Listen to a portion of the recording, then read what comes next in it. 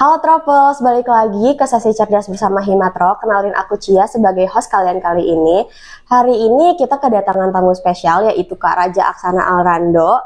Beliau merupakan salah satu wirausahawan muda yang sukses di bidangnya. Nah, di sebelah aku udah ada Kak Raja. Mungkin sebelumnya Kak Raja bisa perkenalkan diri dulu.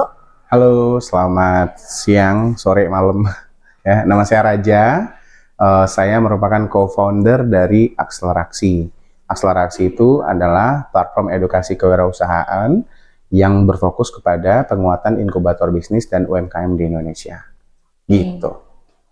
Kak Raja gimana kabarnya hari ini? Agak flu ya. Seperti semua orang saat ini sih sepertinya flu. Pancaroba ya? Betul, batuk. Tapi masih fit lah untuk beraktivitas. Oke, sebelum kesini kakak ada kegiatan apa nih sebelumnya? Oh iya, hari ini kita ada di Bandar Lampung betul ya? Ya, jadi aku tuh udah dari hari Jumat lalu, minggu lalu di Lampung untuk beberapa kegiatan bersama ITERA, lalu ketemu juga studentsku dari studi independennya MIKTI, lalu ada pertemuan juga dengan Pelut Dinas Koperasi dan UMKM Provinsi Lampung, jadi lumayan padat sih agenda di Lampung hari ini. Dan sekarang bertamu nih di podcast ini. Gitu. Oke, semoga pertemuan kita kali ini berkesan buat kakak ya kak. Siap. Nah kita langsung aja mulai ya kak.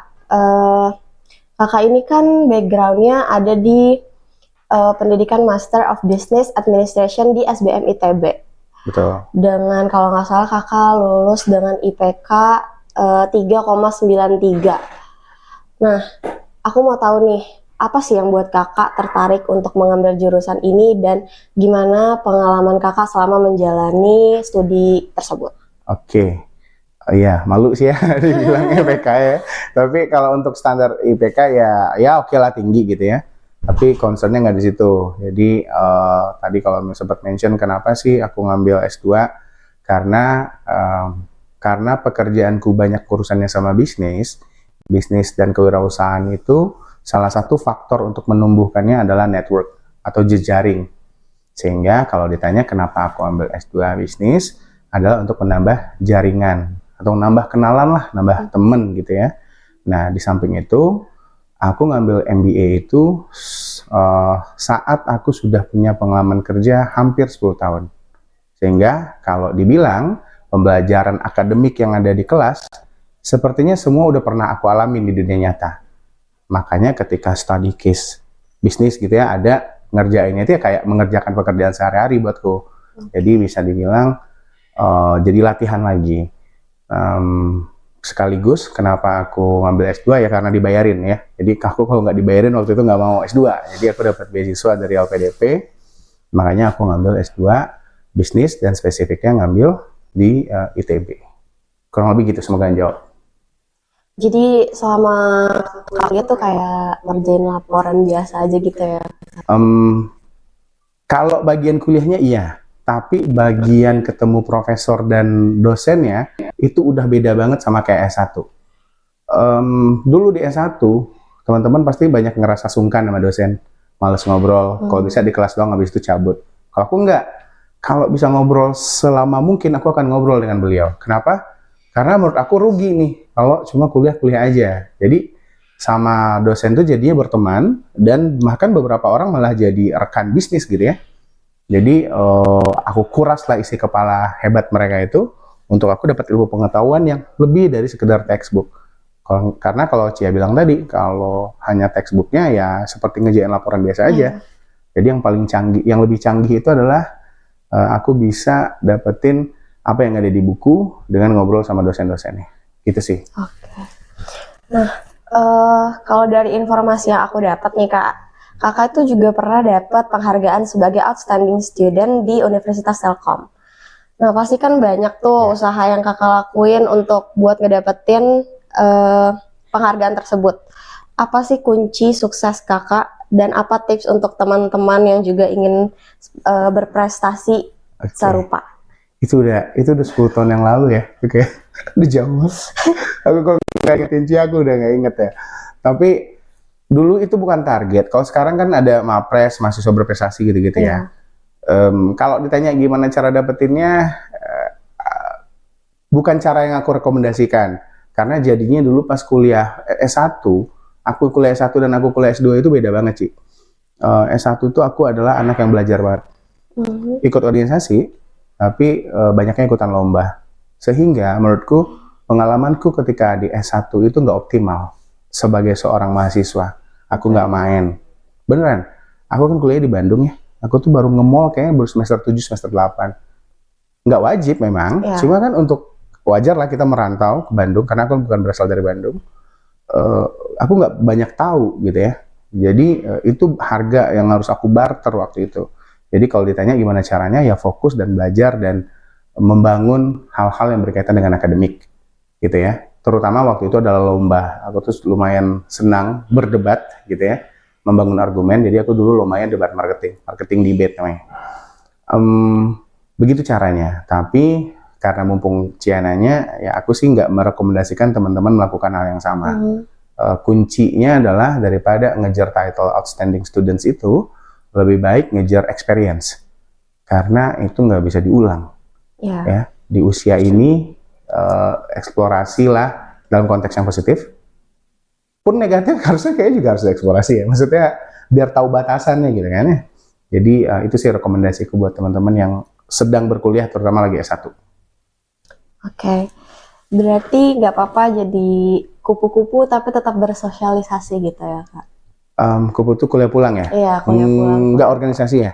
Tetap bersosialisasi dan berorganisasi. Oke. Zaman dulu kayak buat jadi anak berprestasi itu kayak rumusnya cuma satu gitu loh. Banyak. Belajar, kerjaan tugas, lulus tepat waktu, IPK tinggi, ikut BEM atau DPM atau kegiatan mahasiswa lainnya. Itu aja tuh rumusnya.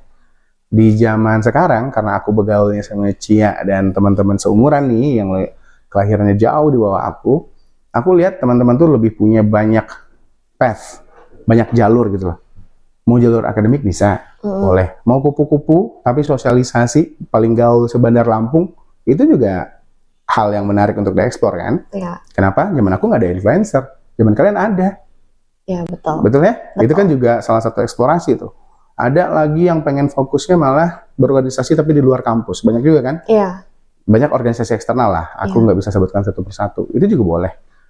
Yang berfokus kepada hobi.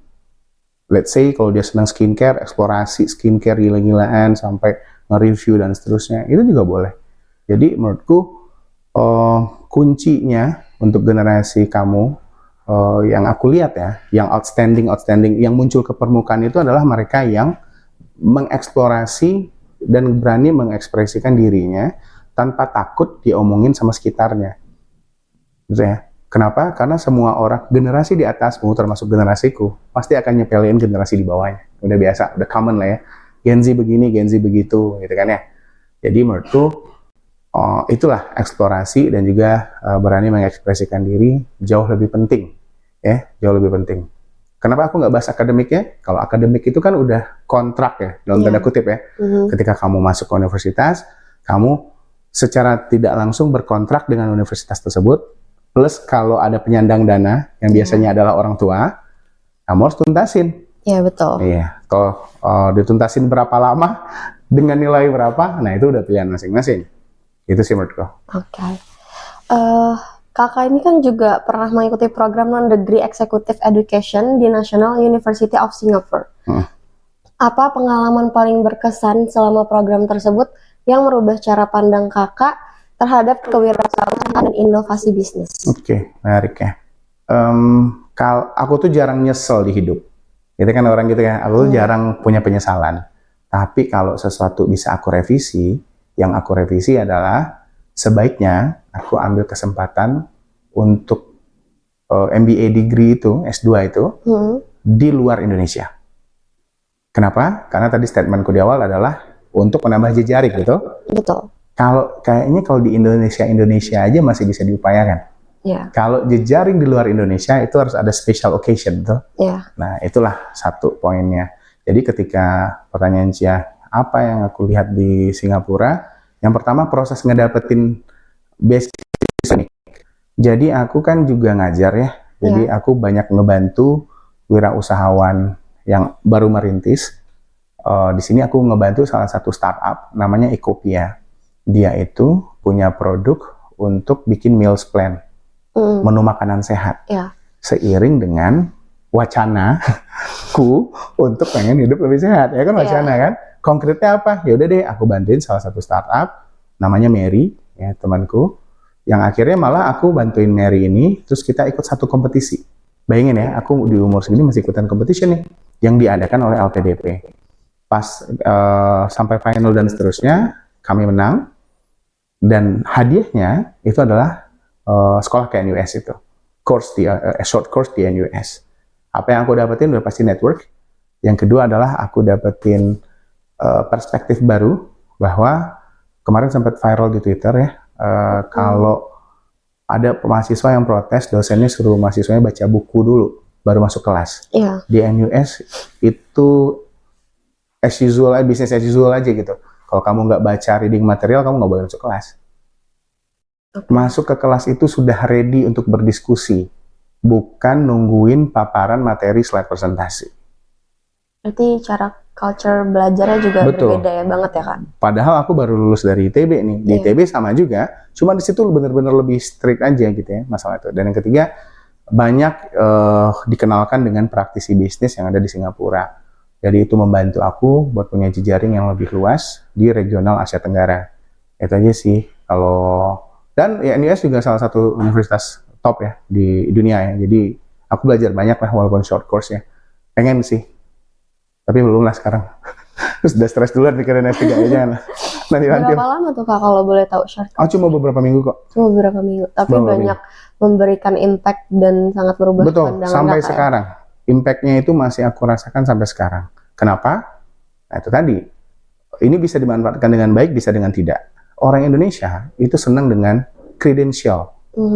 Bahasanya itu adalah logo-logo, betul? Ya. Ketika muncul sebuah logo, muncul nih logo Universitas Lampung. Oh iya, anak Universitas Lampung, anak negeri, keren, dan seterusnya. Ya. Jelek sebenarnya, tapi di satu sisi, aku punya kesempatan lebih didengar. Kebayang? Ya. Ya, bayangin nih kebalikannya. Ada orang yang punya degree banyak tapi kosongan gitu.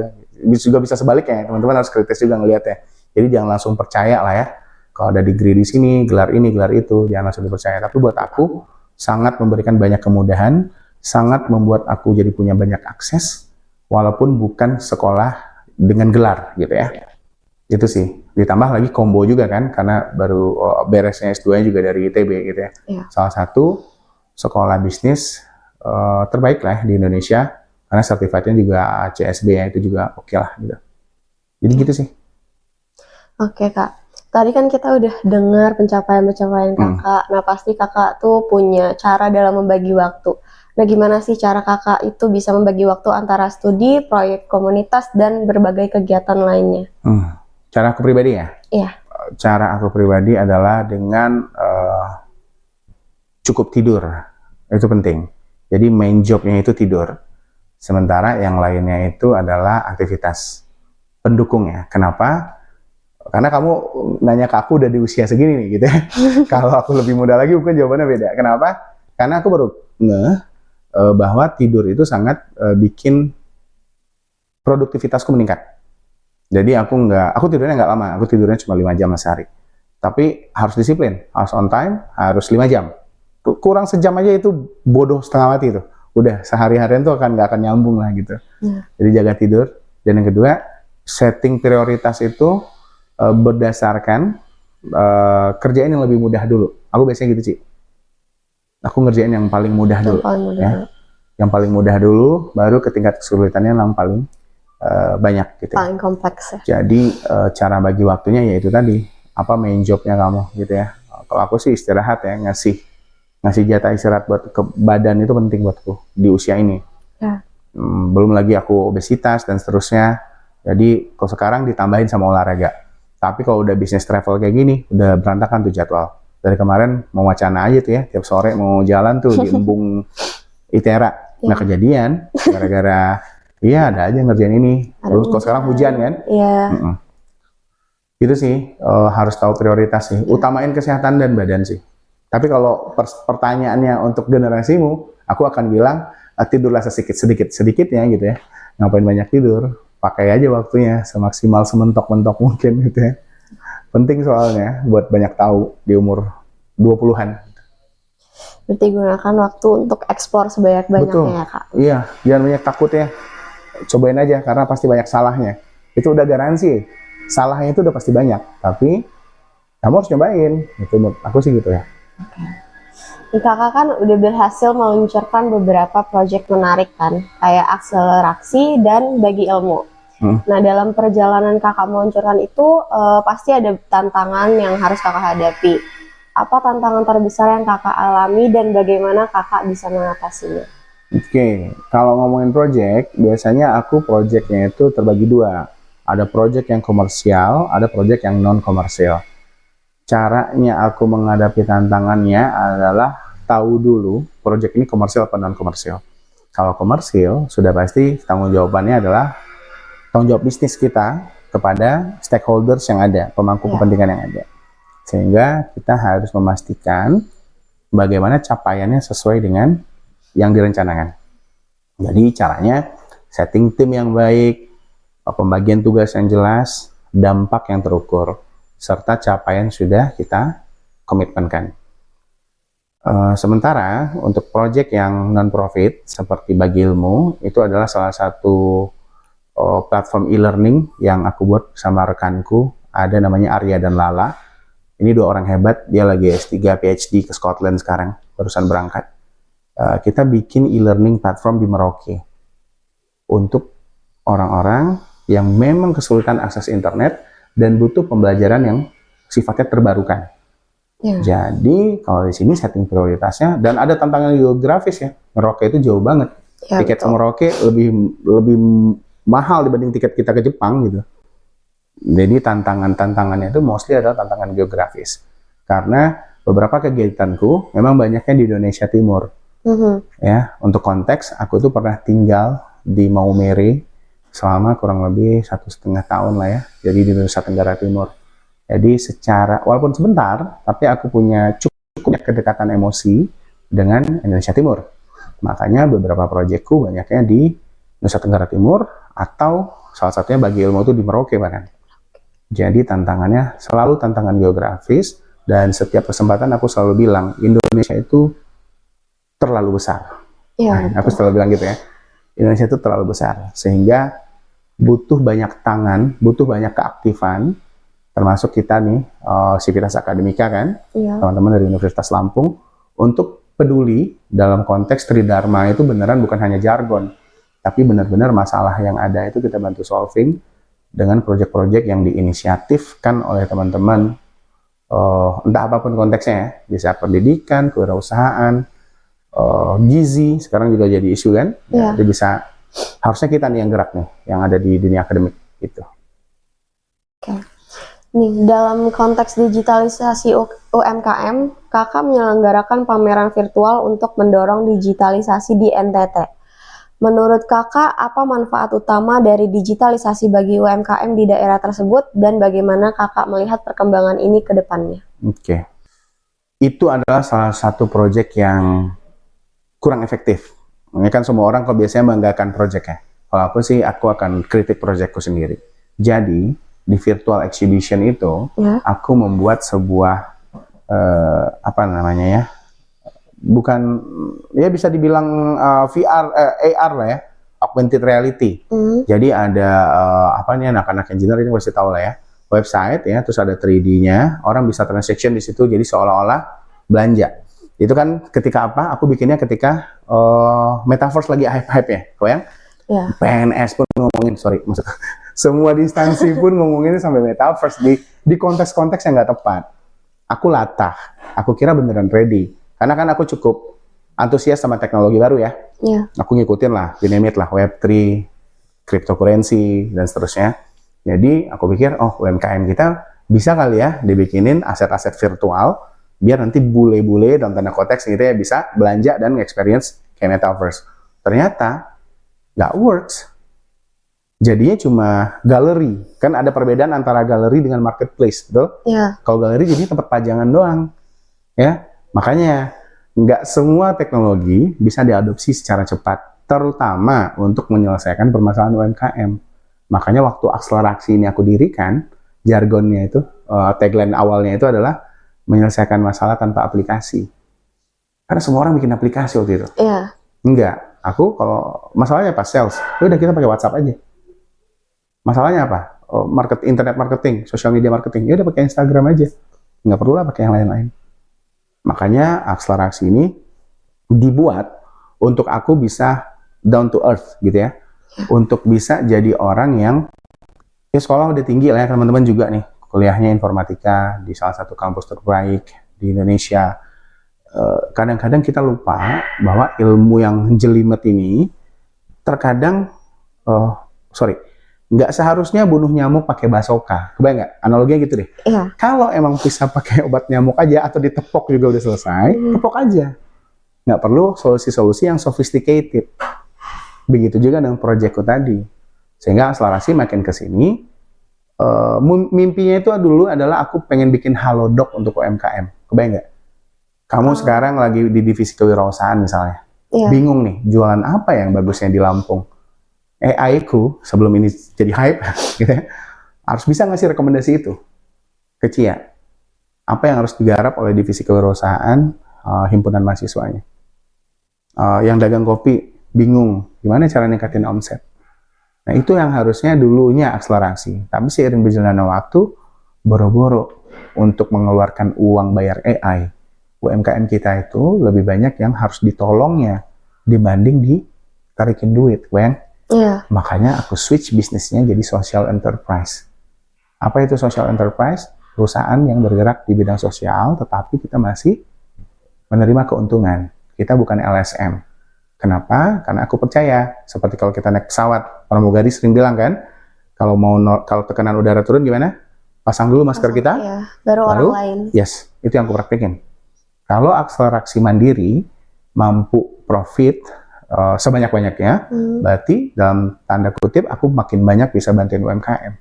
Karena di aktivitasku tidak ada satupun UMKM yang aku charge. Jadi kalau mereka ikut programnya akselerasi itu semuanya gratis. Pembiayaannya berasal dari pihak ketiga. Bisa macam-macam.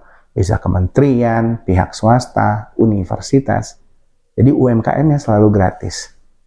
Jadi aku tuh kayak apa ya? Kayak rumah sakit kali ya. Kalau orang sakit kan bisa ada dua asuransi nih, BPJS sama asuransi swasta. Iya, betul. Nah sama itu. Aku juga jadi nyari BPJS-nya itu biar UMKM-nya tetap gratis gitu. Kalau ikut program dan kegiatannya kita gitu. Sangat menarik ya Kak.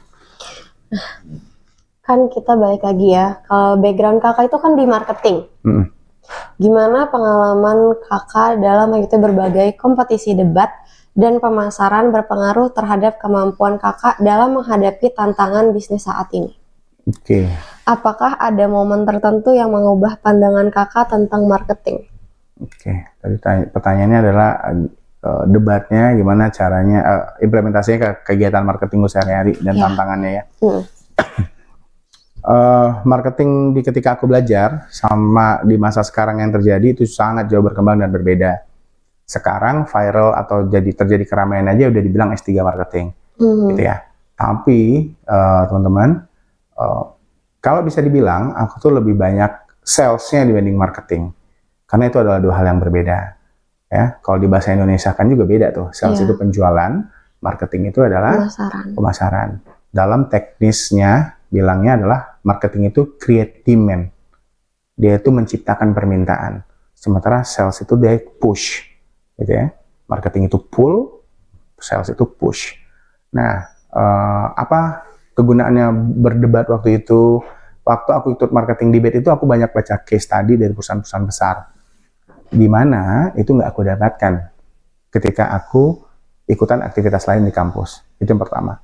Makanya ketika pekerjaanku pertama kali itu adalah, aku kan kerja pertama kalinya di Telkomsel sebagai manajemen trainee dan spesifiknya sales and marketing lagi. Makin terasa lah skill tersebut, gitu ya. Aku jadi orang yang lebih tajam melihat suatu kondisi. Aku menjadi lebih orang yang berempati. Jadi marketing dan sales itu membuat aku menjadi orang yang lebih berempati. Di satu sisi juga kepo. Kepo itu maksudnya selalu penasaran. Gimana ya? How that things work, ya gimana how they make money, gitu kan, gimana cara orang dapat duit dari ginian ya. Kok bisa ada sekarang ya, kok ada UMKM mau bayar juta-jutaan untuk influencer untuk result yang nggak jelas, misalnya gitu. Aku selalu bertanya, gitu, apa sebenarnya yang dicari? Jadi marketing di sini lapangan, lebih execution dibanding yang sophisticated campaign di sosial media. Kenapa? Karena menurutku keahlianku itu malah lebih mentranslate gitu ya, campaign-campaign yang gede menjadi activity yang beneran terjadi di sekitarnya gitu ya. Kalau aku tambahkan sedikit konteks, katakanlah ya, yang terjadi sekarang itu pergeseran di kedai kopi. Lihat aja Janji Jiwa ya. Janji Jiwa itu bukan coffee shop lagi tuh, dia udah geser ya jadi cafe, bukan kedai kopi seperti Kopi Kenangan lagi. Dia jual roti, bahkan di Jakarta ada yang jual yang minuman manis ya, dan juga pakai sepeda dan seterusnya. Jadi aku jadi mengamati. Terus yang kedua, marketing apa lagi yang aku lihat, cara, aku sebut brand ya, nanti tagih aja. Cara Bu Lin dengan hashtag Seruit Butuh Duta itu menarik. Satu, dia mau kasih lihat bahwa saya adalah dutanya. Originalitas Seruit itu harus makannya di Bu Lin, jangan di tempat lain. Dan yang kedua, cara dia mengemas tempat itu dan aktif di sosial media juga menarik. Aku kemarin baru ke situ, cara treatmentnya, pelayanannya itu tuh semuanya inline gitu ya.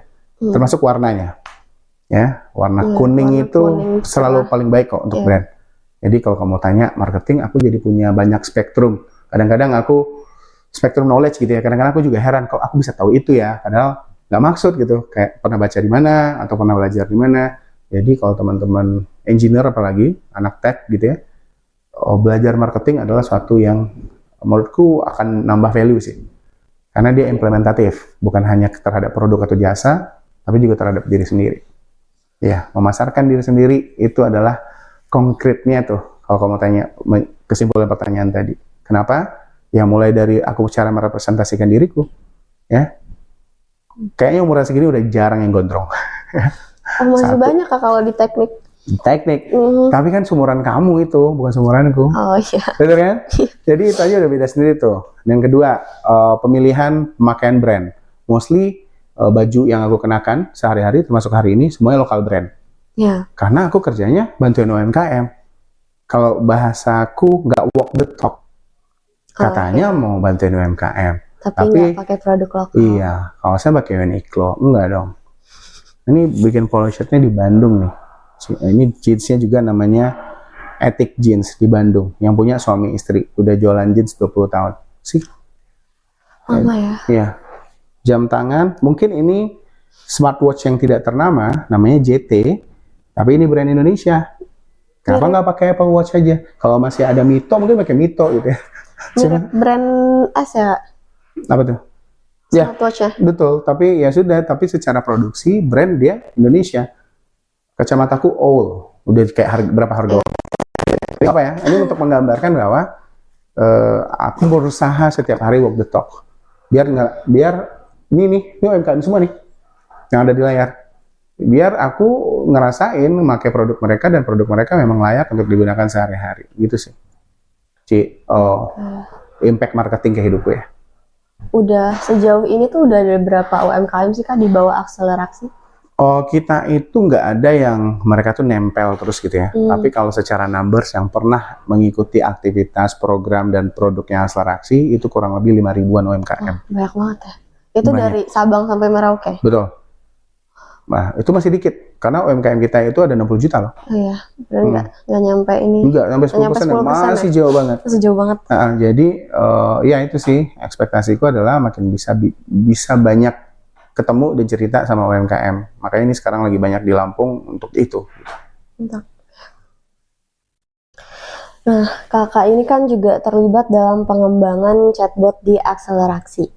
Gimana Kakak memanfaatkan teknologi untuk meningkatkan layanan yang diberikan kepada UMKM dan apa fitur unggulan dari chatbot yang Kakak kembangkan? Oke. Chatbot itu rencana awal seperti tadi di sebelum kamera nyala aku udah cerita bahwa pada awalnya ini tuh mau jadi kayak Halodoc kan. Iya.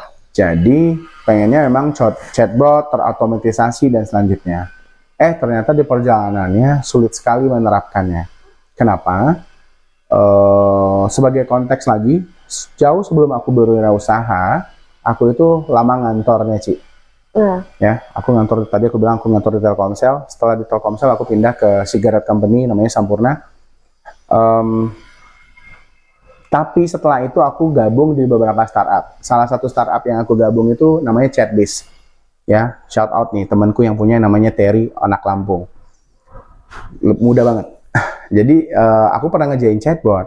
Jadi ketika aku membangun akselerasi dengan pengetahuan tersebut, aku kira chatbot adalah jawabannya. Tapi karena tadi kamu bilang gimana cara akhirnya implementasinya, akhirnya tidak dijalankan sama sekali. Kenapa? Karena masih butuh sentuhan human di dalam konteks berkomunikasi sama UMKM, gitu ya. Jadi kalau chatbot masih searah, aku belum bisa membuat suatu layanan yang benar-benar bisa menjawab semua pertanyaannya mereka secara mudah. Kan yang sekarang yang terjadi itu kan bahasa marketing itu kan sulit-sulit ya, bahasa sales apalagi bahasa teknologi ya. Ke ibu-ibu, bayangin nih ibu-ibu usia 45 atau 50 tahun, kamu harus sesederhana mungkin jelasin ya. Biar mereka ngerti, biar mereka mau ngerjain gitu kan. Jadi makanya kami nggak jadi mengembangkan, kami ganti dengan optimasi grup-grup WhatsApp. Beneran tuh. Awalnya kan pengennya di tele, di Discord gitu, nggak bisa. Orang ibu-ibu nggak mungkin ya, gitu sih. Kakak kan salah satu penerima beasiswa dari LPDP. Yes. Yang pasti banyak memberikan kesempatan bagi kakak. Menurut Kak Raja, apa peran LPDP dalam meningkatkan kualitas pendidikan dan pengembangan wirausaha di Indonesia, serta bagaimana pengalaman Kak Raja dengan program ini? Oke. LPDP ya, menarik banget nih. Lagi rame soalnya, Prof. Stella, wamen kita yang baru, mengkaji ulang mengenai skema pemberian beasiswa LPDP dan aku setuju. Tapi kalau tadi pertanyaannya adalah apa dampaknya LPDP, sangat berdampak ke hidupku ya. Kalau bagi kewirausahawan, Pak Dwi Larso, itu direktur beasiswanya LPDP, yang juga dosen di SBM ITB. Beliau tuh punya program untuk bikin 50 juta entrepreneur muda di Indonesia. Makanya saat sekarang, kalau teman-teman melihat ini, masih ada terbuka pendaftarannya, mendaftarlah. Lagi ada kompetisi LPDP Fest kalau nggak salah namanya. Itu yang aku ikutin tahun lalu. Yang aku berangkat ke NUS gara-gara kompetisi itu. Oh ya. So, ikutan kompetisi itu karena LPDP bukan hanya nyekolahin orang, tapi juga bikin banyak program termasuk kompetisi, di mana rewardnya, satu, kamu akan dapat feedback langsung secara mentoring.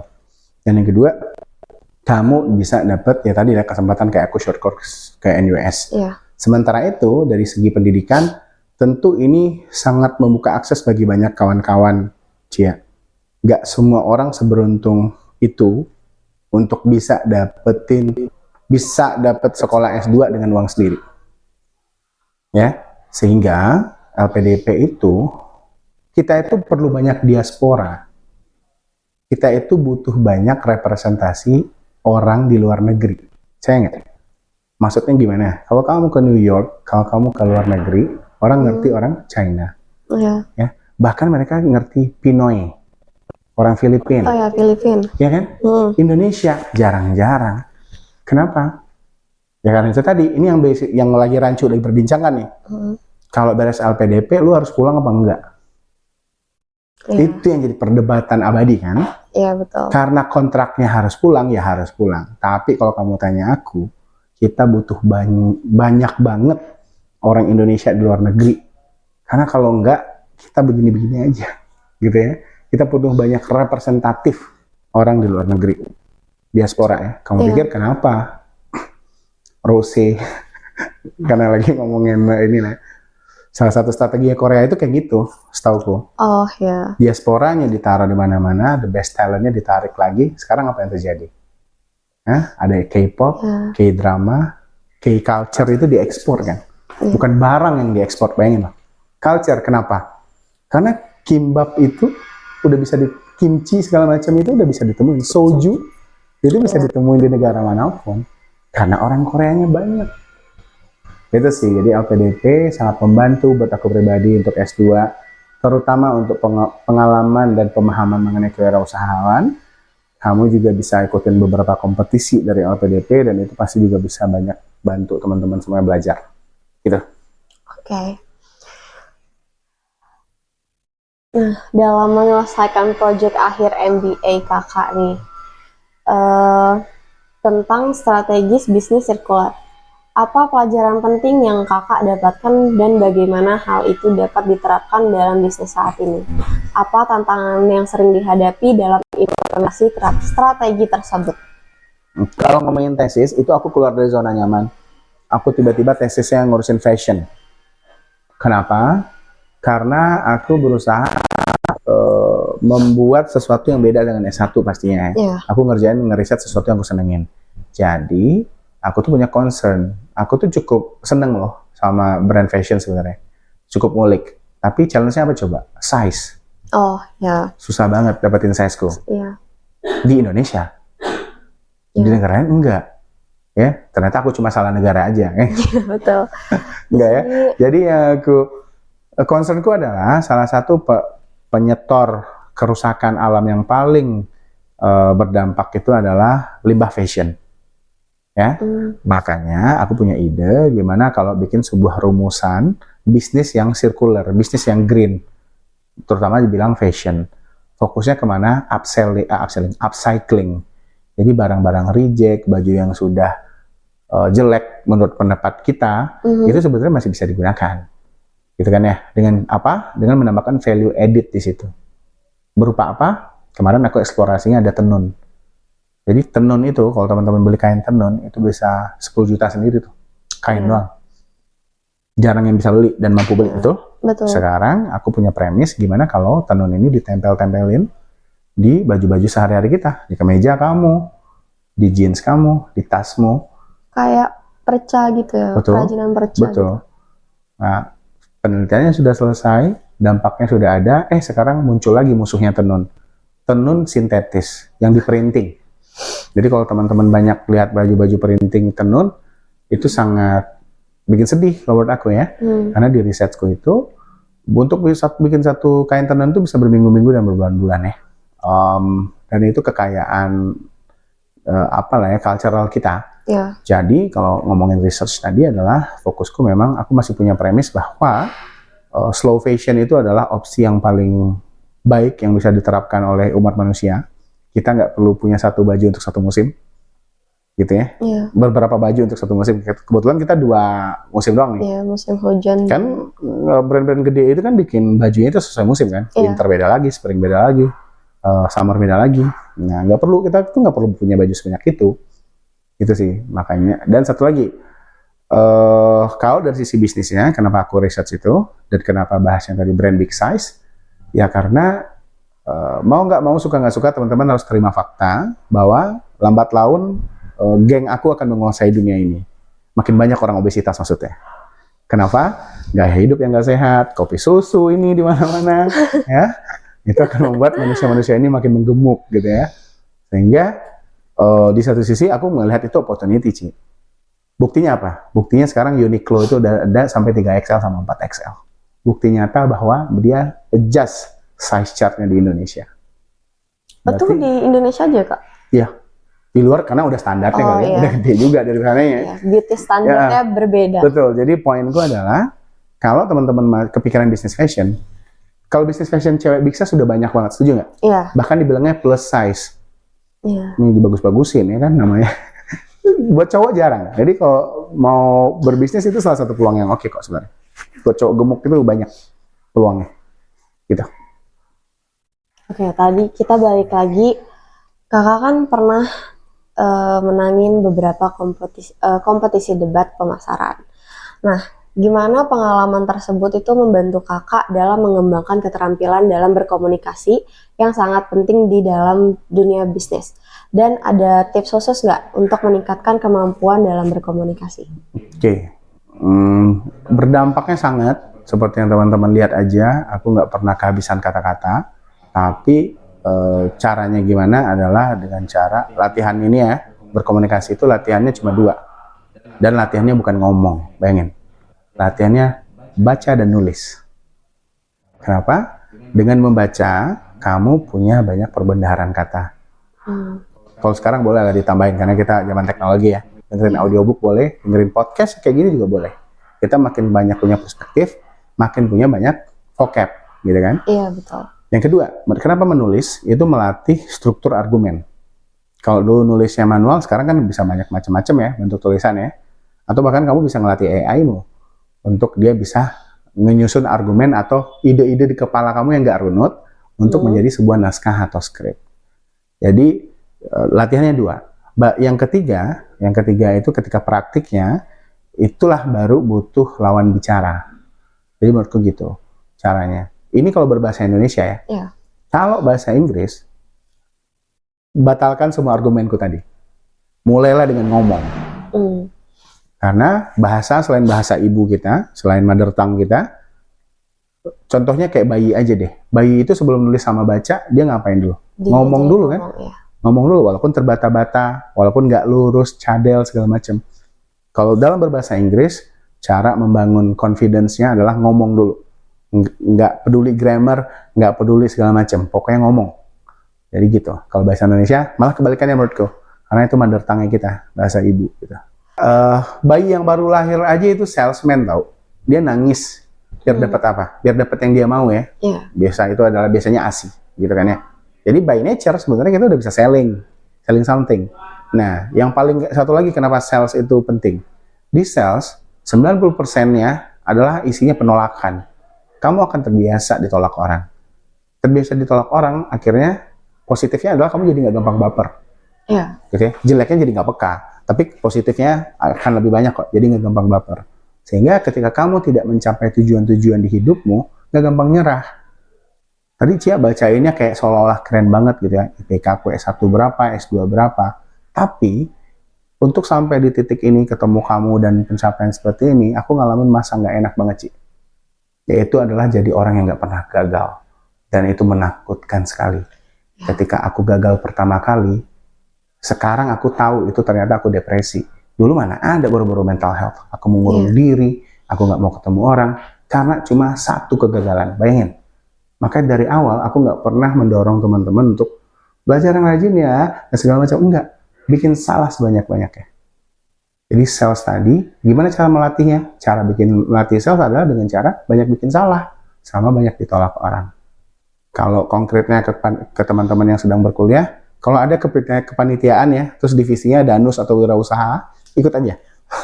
Ya, itu adalah cara yang paling menyiksa untuk belajar sales. Termasuk engineer. Emang kenapa engineer India dipakai, kita enggak? Selain skillnya juga ya. Ya gara-gara communication skillnya. Kalau kata kita mah banyak omong, ya kan? Tapi kalau kata yang hire kan enggak. Dia adalah orang yang mampu mempresentasikan. Ya coding kan never lies lah ya, codingan kalian nggak akan berbohong.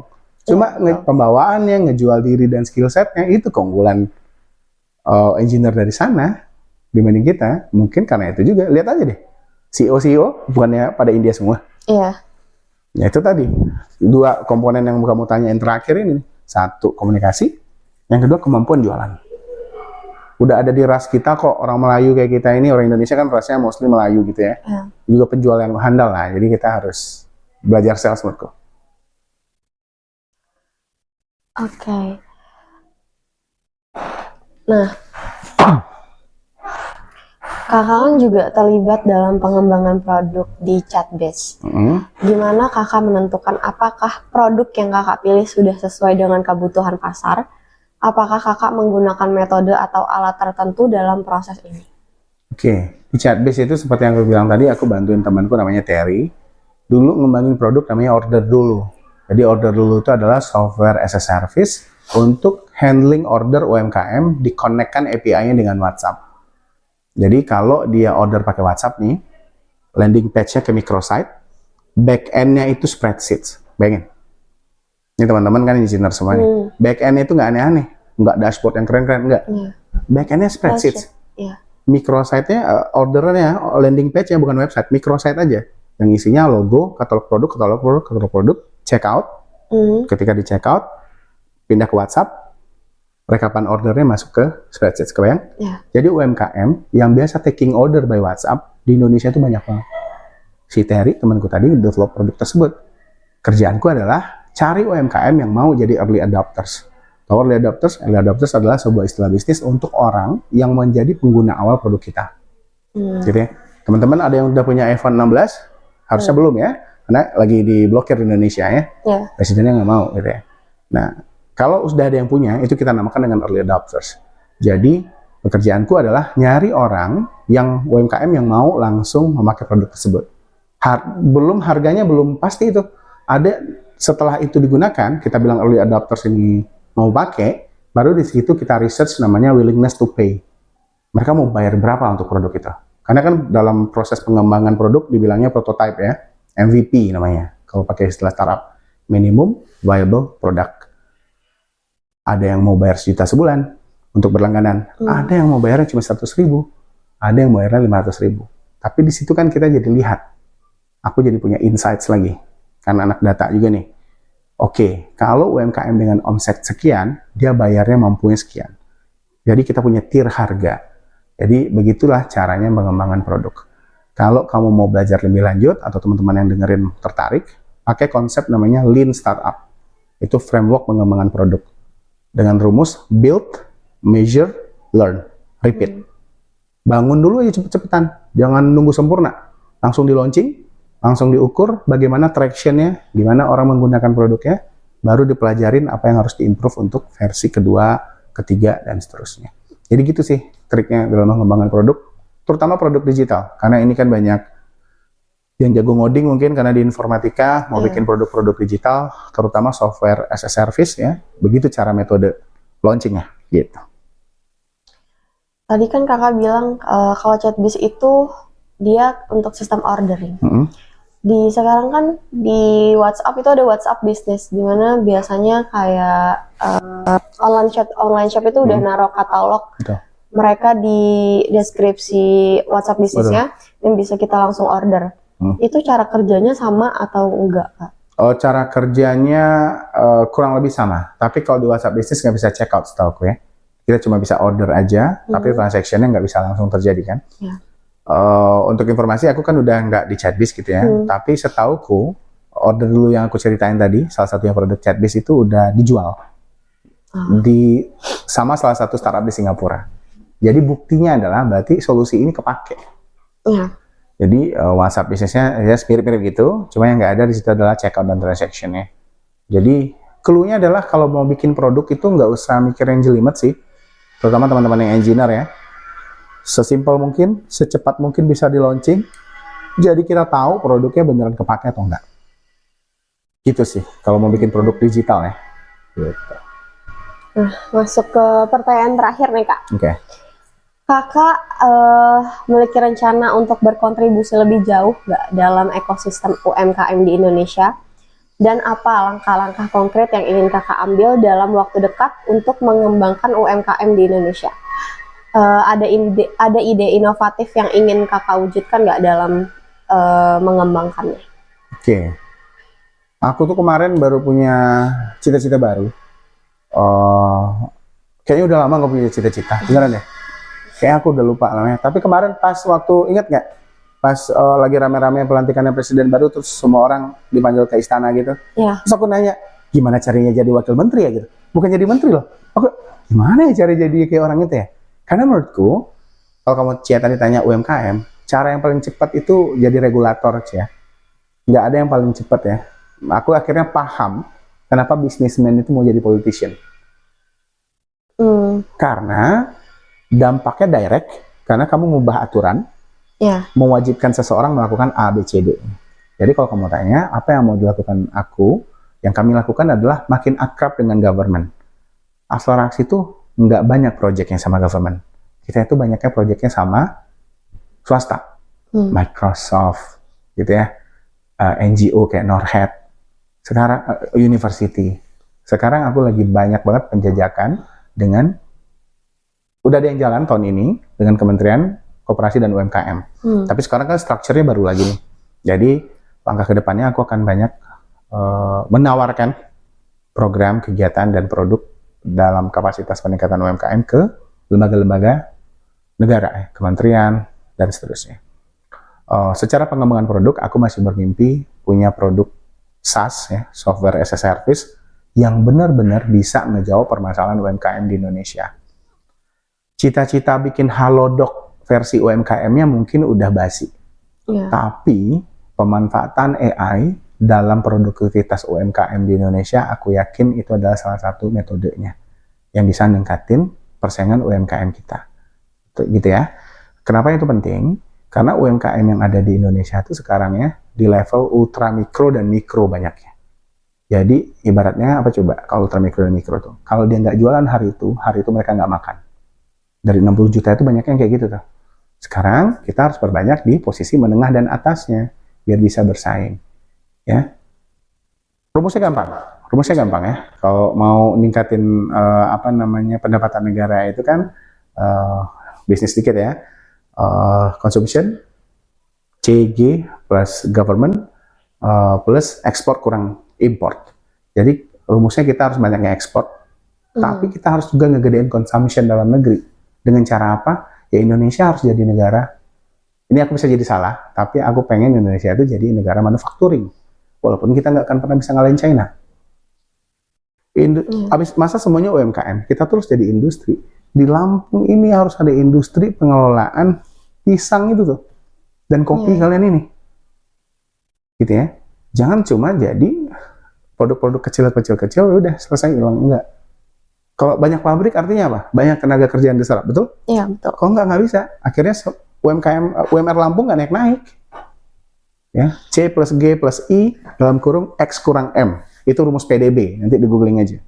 PDB itu produk domestik bruto, GDP bahasa Inggrisnya, pendapatan negara. Jadi teman-teman semuanya, ya karena tadi katanya pertanyaan terakhir juga ya, jadi kita walaupun engineer, walaupun anak teknik, juga harus peka dengan isu-isu ekonomi dan sosial. Karena aku adalah sebaliknya, orang bisnis, entrepreneurship, yang peka dengan isu-isu teknologi. Ya, jadi jangan ada pembatasan knowledge di situ. Apalagi sekarang, bukan sekarang ya, dulu ada kurikulum Merdeka gitu ya, kampus Merdeka yang memungkinkan kamu punya knowledge-nya itu komprehensif kan. Jadi kebiasaan itu tetap diasah aja, biar tidak hanya jadi engineer yang jago ngoding gitu ya, tapi juga ngerti ekonomi, juga ngerti pemasaran dan seterusnya, gitu sih. Wah, nggak kerasa ya waktu kita dengan Kak Raja hari ini udah selesai. Gimana nih Tropos? Obrolan kita hari ini pastinya sangat menarik dan menginspirasi dong. Nah, kalau Tropos di rumah suka dengan konten-konten kayak gini, jangan lupa subscribe ke YouTube kita, Himatra Channels, untuk sesi-sesi menarik lainnya. Aku Cia, pamit undur diri. Sampai jumpa di sharing session berikutnya. See ya!